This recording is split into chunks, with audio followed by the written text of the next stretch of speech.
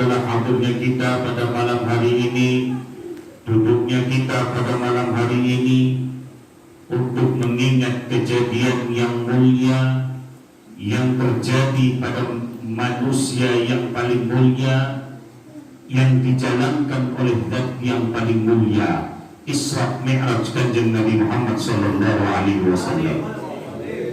Salawat dan salam tidak lupa kita sampaikan kepada junjungan kita Kanjeng Nabi Muhammad sallallahu alaihi wasallam. Hadirin dan hadirat yang dimuliakan Allah, iki pas bengi Senin, besok upacara. Jadi berusaha bengi-bengi ya. Ya. Tuh. Ikan sepat, ikan gabus lebih cepat, lebih cuk. Ya, 9:30. Hadirin hadirat yang dimuliakan Allah, hal-hal yang berhubungan dengan Kanjeng Nabi Muhammad sallallahu alaihi wasallam itu tidak lepas dari tiga. Satu, syajarah. Dua, sirah.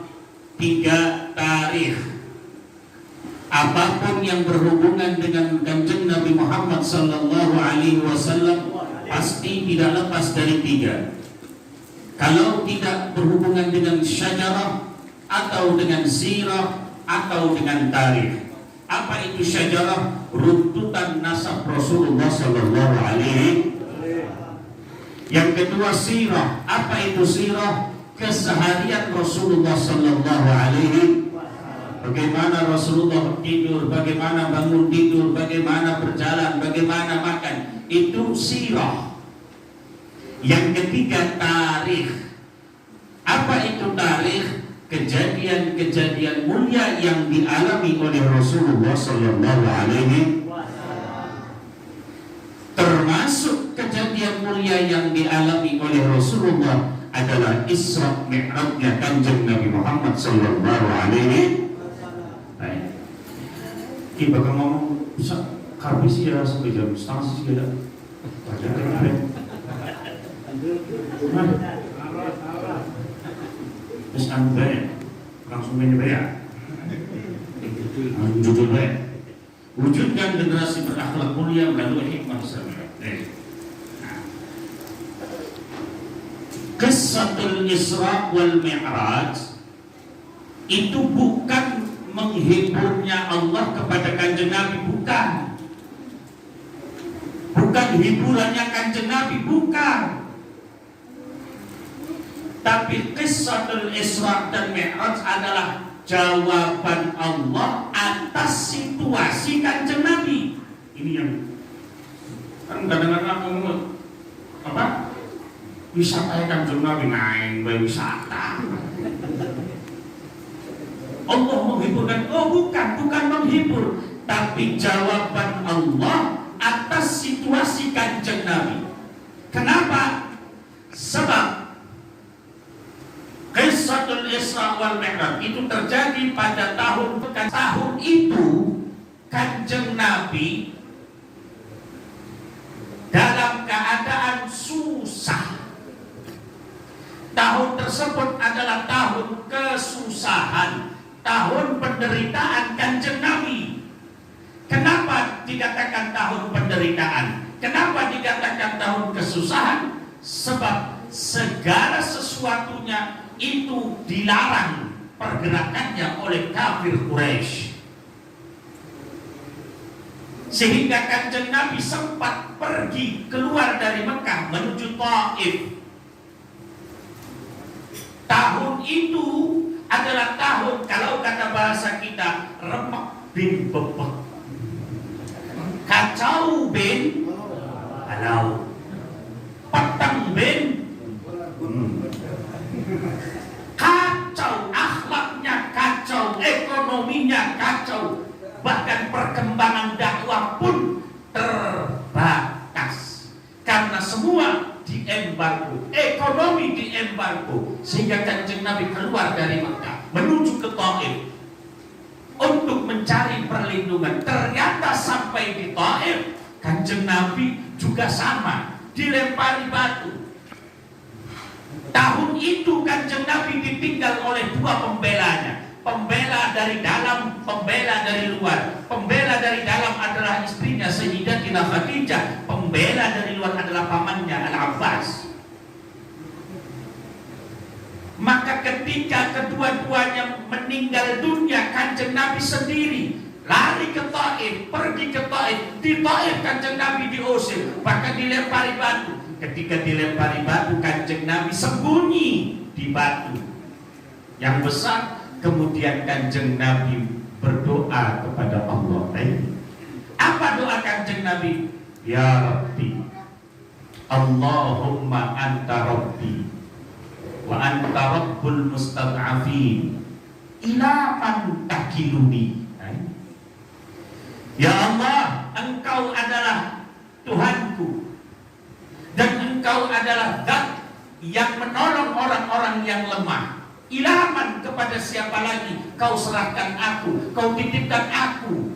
Sedangkan orang-orang yang membelaku sudah meninggal dunia. Khadijah sudah meninggal, pamanku sudah meninggal. Kepada siapa lagi kau titipkan aku? Tidak ada yang membela aku lagi. Maka Allah mengatakan, Muhammad, jangan takut. Pembelamu Khadijah, pembelamu Abbas, sengaja aku matikan. Kok gitu Kanjeng Nabi?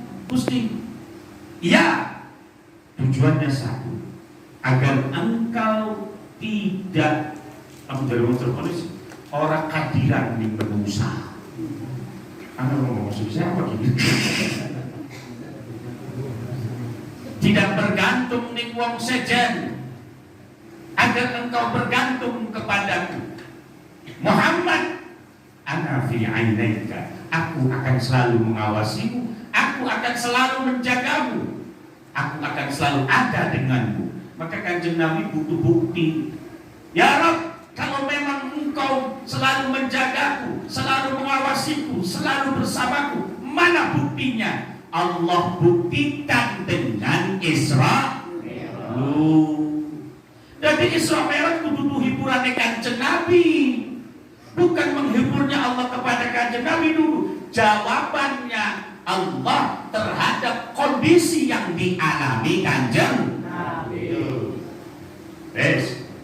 Nah, ada hikmah, ada ilmu yang diambil dari Qissatul Isra wal Mi'raj.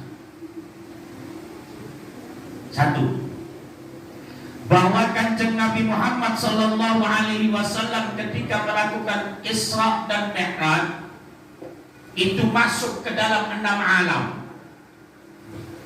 Apa saja? Satu, alamud dunya. Karena Mekah dan Masjidil Aqsa itu adanya di dunia. Dua, alamul mithal, alam gambaran. Karena nanti dari Turi Sina menuju Baitul Maqdis itu banyak gambaran-gambaran yang disebut arwah, alam roh. Karena nanti ketika sampai di Baitul Maqdis, Kanjeng Nabi bertemu dengan para nabi dan rasul yang sudah meninggal dunia. Maka Kanjeng Nabi masuk ke dalam alam roh. 4, alamul fadai. Dari Baitul Maqdis Kanjeng Nabi melakukan Mi'raj menuju langit 1 sampai langit ke-7 sampai di atasnya langit Arsy. Itu alam. 5, Kanjeng Nabi masuk ke dalam alamul Subhanahu wa ta'ala. 6, Kanjeng Nabi masuk ke dalam alamul akhirah, alam akhirat. Maka Kanjeng Nabi ketika melakukan Isra dan Mi'raj itu masuk ke dalam 6 alam. Tadi orang yang ngaji siji. Apa sih arane Isra Mi'raj itu apa? Isra itu makna asalnya jalan-jalan berluru segak orang tidak kulipan bendi. Tapi Isra bendi luru segak orang. Sebab yang namanya Isra itu melaku ning waktu bengi jam 9, jam 10 kempong pengen segak ya supaya Isra itu Isra loh. Mi'raj itu maknanya naik dari bawah ke atas. Sampai pengen manek kelapa ngomong apa? Pengen mi'raj, mi'raj di kelapa. Ibu. Nah ibu bapak malam ya mi'raj. Jadi itu. Nah, sekarang Kanjeng Nabi mulai dari Mekah. Kalau banyak kitab menerangkan Kanjeng Nabi lagi gelelengan, barang lagi gelelengan di antara Hijr Ismail dengan Ka'bah. Kanjeng Nabi didatangi malaikat Jibril, Israfil, Mikail. Ya malaikat terus dipareki, didekati, terus Kanjeng Nabi dibawa ke sumur Zam-Zam. Setelah itu Kanjeng Nabi dibelek, dioperasi secara singkat saja, nanti ilmunya ada nanti. Dibelek, nah, dibersihkan hatinya. Kanjeng Nabi dibersihkan hatinya oleh malaikat Jibril, dicuci hatinya dengan apa? Dengan air sumur Zam-Zam, itu yang sudah terkenal ceritanya. Kenapa dibersihkan dengan air sumur Zam-Zam? Sebab air sumur Zam-Zam dari zaman Nabi, dari zaman Kanjeng Nabi ila yaumil qiyamah, itu adalah air yang paling utama di dunia ini. Tidak ada yang bisa mengalahkan keutamaannya air sumur Zam-Zam. Maka para ulama mengatakan bahwa seluruh air ini, air yang paling utama di dunia ini adalah air yang satu, air yang keluar di antara jari-jari Rasulullah ketika perang. Yang kedua, air Zam-Zam. Yang ketiga, air Kautsar yang ada di surga nanti. Yang keempat, air sungai Nil yang ada di Mesir. Yang kelima, air segala sungai yang ada di bumi. Maka air Le Minerale, ya tulisannya kan Le Minerale. Nah, maka air Le Minerale beningnya seberapa pun tetap kalah dengan air sungai apa bukan? Krian.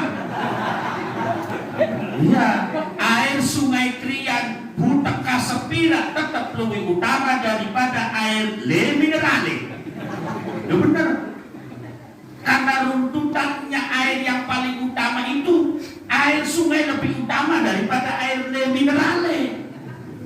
Lo benar. Kata ulama mengatakan begini, wa afdalul miyahi ma'un qad naba min baina asabi'in nabiyil muttaba yani ma'u zamzama fal kaufaru fanailu misra thumma batil anhari. Adakah Le Minerale? Tidak ada. Thumma batil anhari, runtutan urutan yang paling akhir itu air sungai mana saja yang ada di dunia. Maka air sungai Krian itu lebih utama, wa inkana butakan wa campuran ma'asyai'un kuningun